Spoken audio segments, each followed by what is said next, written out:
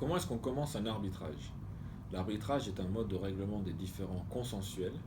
Il faudra donc vérifier que le contrat donnant lieu aux différends contient une clause d'arbitrage. En l'absence de clause d'arbitrage, il sera toujours possible de commencer un arbitrage, mais il faudra que les parties se mettent d'accord à travers un compromis d'arbitrage après la naissance du litige. La partie demanderesse commencera formellement l'arbitrage en déposant une requête ou une demande d'arbitrage. Le règlement d'arbitrage applicable indiquera le contenu de la demande d'arbitrage, c'est-à-dire les informations nécessaires. Il est important de prendre soin de déposer une demande d'arbitrage complète.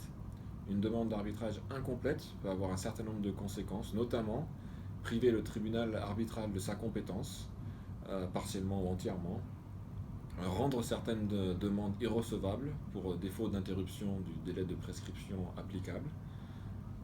Et il y a d'autres points qu'il faut vérifier qui peuvent paraître évidents. L'arbitre qu'on veut désigner, cet arbitre aura un rôle dans la désignation du président du tribunal arbitral. La partie demanderesse devra vivre avec cet arbitre durant toute la procédure.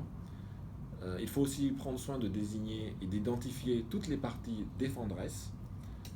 À défaut, il sera peut-être nécessaire ultérieurement de joindre certaines parties ou de consolider certaines procédures liées. Et il faudra alors l'accord de la partie défenderesse. La clause d'arbitrage peut aussi imposer un certain nombre de conditions préalables avant le démarrage de l'arbitrage, comme l'épuisement de certains recours devant des autorités réglementaires. Et donc il faut aussi s'assurer qu'on a rempli cette condition avant de déposer la requête.